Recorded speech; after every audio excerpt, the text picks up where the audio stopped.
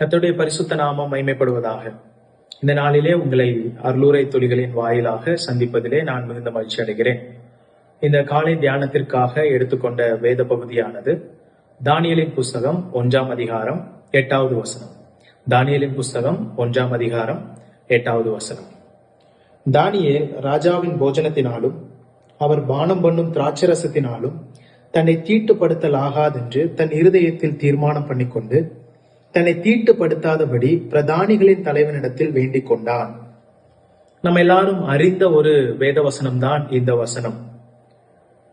தேவனுடைய பிள்ளைகள் தேவனுக்கு கீழ்ப்படியாமல் வழி விலகின போது தேவன் அவர்களை பாபிலோனியர்களுடைய கையிலே ஒப்பு கொடுத்தார்.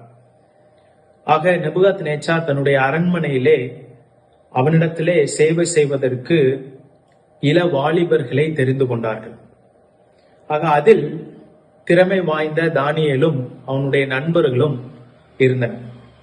ஆக அந்த சமயத்துல தானே அவர்கள் தங்களுடைய விசுவாசம் சோதிக்கப்படும் வண்ணமாக ஒரு மிகப்பெரிய ஒரு தீர்மானத்தை தங்களுடைய வாழ்க்கையில எடுப்பதற்கான சூழ்நிலை வந்தது. அந்த சமயத்திலே தானே அவர்கள் ராஜாவினாலே 3 வருடம் ட்ரைனிங் செய்யும்படியாக நேபுகாத்நேச்சார் தன்னுடைய பிரதானிகளின் தலைவனிடத்திலே கட்டளை கொடுத்திருந்தான். ஆக அந்த ட்ரைனிங்கின் போது அங்கே ராஜாவுடைய போஜனமும் திராட்சரசமும் அங்கே பரிமாறப்பட்டது. ஆக தானியேலும் அவனுடைய நண்பர்களும் இதை புசிக்கலாகாதென்று தங்களுடைய இருதயத்திலே தீர்மானம் பண்ணி கொண்டார்கள். ஆக இதற்கு காரணங்கள் பல இருந்தாலும் மிக முக்கிய காரணம் என்னவென்று சொன்னால், வேதத்தின் அடிப்படையிலே அவர்கள் இந்த போஜனத்திலும் இந்த திராட்சரசத்திலும் பங்கு பெறுவது கர்த்தருடைய கட்டளை அதற்கு இடம் கொடுக்கவில்லை. ஆகவே இவர்கள் அதை விலக்க வேண்டியது அவசியமாக இருந்தது. இதன் அடிப்படையிலே தானே இவர்கள் தங்களுடைய வாழ்க்கையிலே மிகப்பெரிய ஒரு தீர்மானத்தை எடுத்தார்கள். இங்க நான் வாசிக்கும் பொழுது அவர்கள் எடுத்த தீர்மானத்தை தான் நாம் பார்த்தோம். ஒவ்வொரு கிறிஸ்தவனும் தன்னுடைய வாழ்க்கையிலே தீர்மானம் எடுக்க வேண்டியது மிக மிக அவசியம்.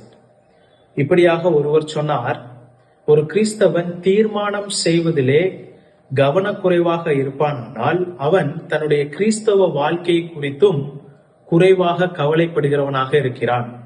ஆகவே ஒவ்வொரு கிறிஸ்தவனும் தன்னுடைய வாழ்க்கையில அல்லது ஒவ்வொரு நபரும் தீர்மானங்கள் அனுதினமும் எடுக்க வேண்டியது அவசியமாக இருக்கிறது. சில நேரங்களிலே அந்த தீர்மானம் கடினமானதாக இருக்கலாம், சில நேரத்திலே அந்த தீர்மானமானது எளிதானதாக இருக்கலாம். ஆனால் ஒவ்வொரு மனிதனும் தீர்மானம் எடுக்க வேண்டியது மிக மிக அவசியம். ஆக அவ்விதமாக இங்கே தானியேல் எடுத்த தீர்மானத்தை தான் நாம் இங்கே பார்த்தோம். அந்த தீர்மானத்தை குறித்து நாம் சிந்திக்கும் பொழுது வேதம் சொல்லுகிறது, அவன் தன்னுடைய இருதயத்திலே தீர்மானம் பண்ணி கொண்டான். அந்த வார்த்தையை நாம் கவனிப்போமானால் அவன் தன்னுடைய இருதயத்திலே அதை எழுதி கொண்டான். நான் ராஜாவின் போஜனத்தினாலும் அதிலே பரிமாறப்படக்கூடிய அந்த திராட்சரசத்தினாலும் என்னை தீட்டுப்படுத்தி கொள்ள மாட்டேன் என்பதை குறித்து அவன் தன்னுடைய உள்ளத்திலே எழுதி கொண்டான். இன்னொரு விதத்திலே சொல்ல வேண்டுமானால், இந்த பரீட்சை வருவதற்கு முன்பதாகவே அவன் தான் எவ்வாறு வாழ வேண்டும் என்பதை அவன் நேர்த்தியாக அறிந்து கொண்டு தீர்மானத்தின் அடிப்படையிலே பரீட்சையை எதிர்நோக்கி கொண்டிருந்தான். அது இந்த பரீட்சையாகட்டும், எப்படிப்பட்ட ஒரு நிலைமை வந்தாலும் சரி, இந்த அந்நிய தேசத்திலே நான் என்னுடைய விசுவாசத்திற்கு தடையாக வரக்கூடிய எல்லாவற்றிலையும் நான் காம்ப்ரமைஸ் பண்ணாத ஒரு வாழ்க்கை வாழுவேன் என்பதை அவன் தீர்மானம் பண்ணி கொண்டிருந்தான்.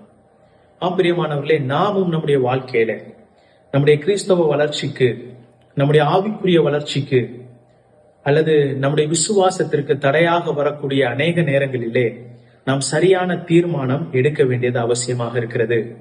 இங்கே நாம் பார்க்கும் பொழுது ஒரு வார்த்தையை நாம் பார்க்கிறோம், தன்னை அப்படிங்கிற ஒரு வார்த்தை அங்க 2 முறை பயன்படுத்தப்பட்டிருக்கிறதை நீங்க பார்க்க முடியும். ஆங்கிலத்திலே அதை ரிஃப்ளெக்சிவ் ப்ரொனவுன் அப்படின்னு சொல்லுவாங்க. தமிழ்ல சொல்லணும்னு சொன்னா பிரதிபலிப்பு சொல். அந்த வார்த்தையானது இந்த செயலை செய்யக்கூடிய நபரையே சுட்டி காண்பிக்கிறது. அதாவது இந்த செயலை அந்த நபர் தானே செய்தார் என்று அர்த்தமளிக்கக்கூடியதாக இருக்கிறது.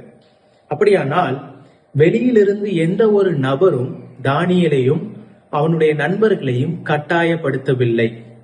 அப்போ ஒரு தீர்மானம் என்பது மற்றவர்கள் நம்மை கட்டாயப்படுத்தி எடுப்பது அல்ல, மாறாக நானே என்னுடைய முழு விருப்பத்தோடு கூட உள்ளத்தின் ஆழத்திலிருந்து நானாக எடுக்கக்கூடிய ஒரு தீர்மானம் தான் தீர்மானம். சோ தானியேல் தன்னுடைய வாழ்க்கையில ஒரு பர்சனல் டெசிஷனை அவன் எடுத்துக்கொண்டான். நான் இவ்வாறு தான் இருப்பேன் என்று தன்னுடைய வாழ்க்கையில அவன் தீர்மானம் பண்ணி கொண்டான். வேதத்துல அநேக தேவ பிள்ளைகளை நாம் பார்க்க முடியும். ஆபிரகாம் தேவனுடைய அழைப்பை பெற்றுக்கொண்டு எல்லாவற்றையும் விட்டு தேவனுக்காக தீர்மானம் பண்ணி கொண்டு தன்னுடைய ஊரை விட்டு கடந்து போனான். எஸ்தரை குறித்து நாம் வாசிக்கும் பொழுது அவர்களும் கூட தன்னுடைய ஜீவனை காட்டிலும் தன்னுடைய ஜனங்களுடைய ஜீவனுக்காக தன்னுடைய ஜீவனை அவர் ரிஸ்க் எடுக்கிறத அங்க நாம பார்க்க முடியும். இப்படியாக பலர் பல தீர்மானங்களை எடுத்ததுண்டு. அதுல ஒரு குறிப்பான ஒரு நல்ல தீர்மானத்தை நான் சுட்டி காண்பிக்க வேண்டுமானால், யோசுவா இஸ்ரவேல் ஜனங்களுக்கு 24ஆம் அதிகாரத்திலே தன்னுடைய புத்தகத்திலே அவர் சவால் விடுகிறார். கர்த்தரை சேவிக்கிறது ஆகாததாய் கண்டால் பின்ன யாரை சேவிப்பீர்கள் என்று இன்று தெரிந்து கொள்ளுங்கள் அப்படின்னு சவால் விட்டார்.